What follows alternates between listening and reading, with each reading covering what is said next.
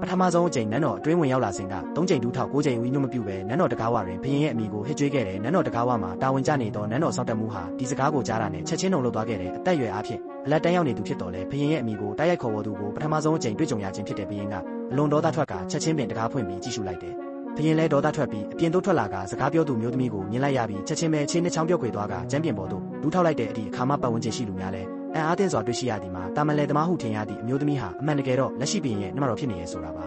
ဒီအချိန်မှာဘရင်လဲကြောပြင်တစ်လျှောက်အေးဆက်သွားသည့်ခံစားချက်ကိုရရှိခဲ့တယ်မိမိအကြောက်ရဆုံးသောနှမတော်ကကြောပြင်နောက်တွင်ကျိုးဆွဲကြိုင်လျက်ရက်နေသည့်အတိုင်းခံစားရတဲ့ဒါဟာသူရဲ့စိတ်အားငယ်မှုကြောင့်မဟုတ်ပါငယ်စဉ်ကလေးကသူမနာခံရင်နှမတော်ကသူ့ကိုယ်လေထဲတွင်ချိတ်ဆွဲထားပြီး3ရက်3ညလုံးလုံးဆွဲကြိုးဖြင့်ရိုက်နှက်လေးရှိတယ်တလမှာ29ရက်ခန့်ဟာရိုက်နှက်ခံရသည့်အချိန်များဖြစ်တယ်ဒါပေမဲ့သူ့ကိုယ်သူစိတ်ကူးရင်သာဖြစ်မယ်လို့အားပေးတဲ့အကြောင်းကတော့နှမတော်ဟာမြို့တော်မှာအနှစ်20ကြာထွက်ခွာသွားတာကြောင့်ပါဒါအပြင်သူပြန်လာတဲ့အခါမိမိနိုင်ငံတော်ကိုစနစ်တကျအုပ်ချုပ်နေတာကိုတွေ့မြင်ရပါကဘရင်အလွန်ကျေနပ်နှစ်သက်မယ်ဆိုတာတေချာတယ်ဒါပေမဲ့သူမသိတာကသူကန်ဆိုးမဲ့ရေးဟာချက်ချင်းရင်ဆိုင်ရတော့မှာဖြစ်တယ်မကြာမီကပင်သူဟာဆူတောင်းပြည့်စေသောပထမဆင့်အောင်မြင်သူကိုဝင်ကြီးချုပ်ရဲ့တမီးနဲ့လက်ထပ်စေခဲ့တယ်ဝင်ကြီးချုပ်ကိုဆွဲဆောင်နိုင်ုံသားမကရွှေတဆိပ်ရအားလည်းချီနှောင်ထားနိုင်မည်ဟုသူထင်မြင်ခဲ့တယ်